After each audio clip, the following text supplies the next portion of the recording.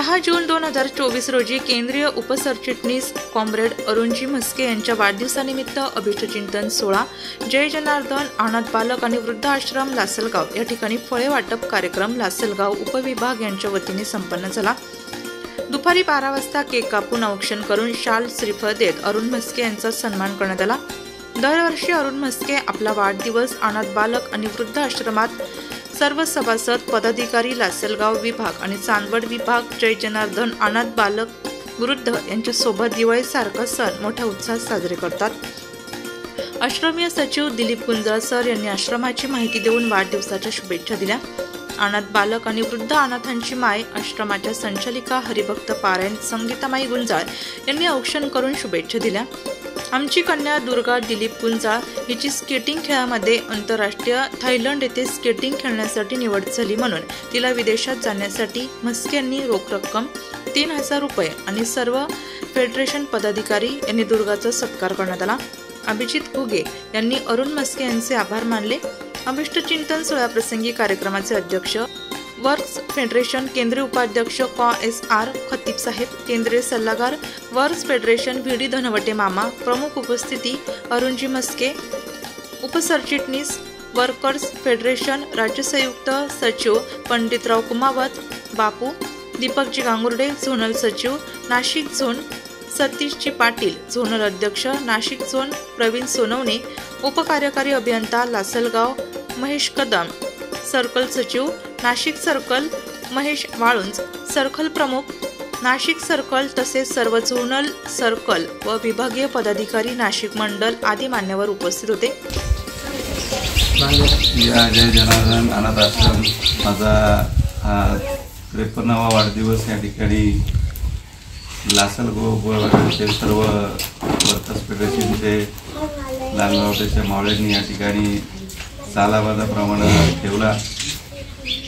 मला त्याचा खरा सार्थ अभिमान आहे की आज आपण या सगळ्या धकाधकीच्या जीवनामध्ये या आश्रमातील या अनाथ जे काही आपले बांधव आहेत, छोटे मुलं आहेत, यांच्यामध्ये सुद्धा आपल्याला एक आपल्या आनंदाच्या क्षणी त्या ठिकाणी जाण्याचा योग या लासलगावच्या सर्व कार्यकर्त्यांमुळे तुम्हाला मिळतो।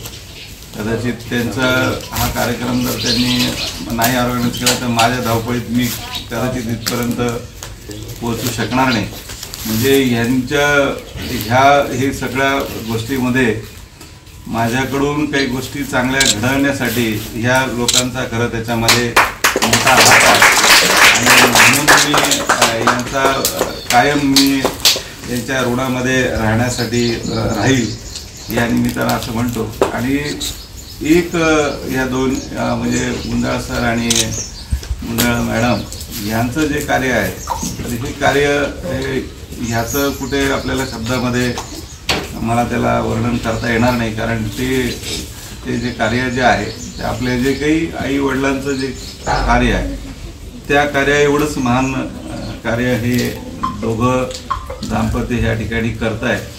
दरवर्षी आम्ही येताना दरवेळेला वेगवेगळे चेहरे त्या ठिकाणी येतात आणि त्यांच्या चेहऱ्यावरती एक ह्या आश्रमातून बाहेर गेलेले त्यांची उन्नती झालेले हे जे सांगण्यामध्ये एक त्यांचा एक सार्थ अभिमान, त्यांच्या चेहऱ्यावरती एक वेगळा आनंद की जो तुम्ही सर्वसामान्य माणूस किंवा जो एखादा अदानी अंबानी सुद्धा हे आनंद आणि हे सुख ते उपभोगू शकत नाही। कारण जर तुम्ही बघितलं जर अंबानी कधी हसताना तुम्हाला दिसणार नाही, तो काही ट्रेसमध्ये दिसेल, खूप करोडीची संपत्ती असेल, परंतु ह्या गोष्टी सुद्धा फार महत्त्वाच्या आहेत। आणि म्हणून आज या ठिकाणी आपण ज्या वेळेला येतो त्यावेळेला ह्या मुलांकडे बघून आणि ह्यांच्याकडे बघून आपल्यालाही वाटतं की आपण काहीच करत नाही, आपण आपलं फक्त आपलं व्यक्तिगत जीवन त्या ठिकाणी जगत असतो।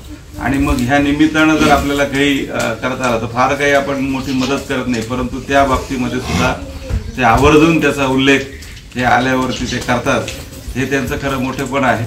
आणि आजच्या ह्या प्रसंगामध्ये मलाही पण असं माझ्या घरच्यांचं इच्छा होती की यावेळेला आम्हाला तिकडे घेऊन जा, परंतु एक कार्यक्रम असल्यामुळे आणि सगळा शेड्यूल एवढ्या वेळ त्यांना आपल्याबरोबर घेऊन फिरणं शक्य नसल्यामुळे मला ते आणताना आलं नाही. तर माझी मुलगीचा खूप आग्रह होता की मला या आश्रमात यायचं. तर मी तिला नंतर काही निमित्तानं तिला निश्चितपणे इथं तिची इच्छा आहे तर तिला मी इथं घेऊन येईल.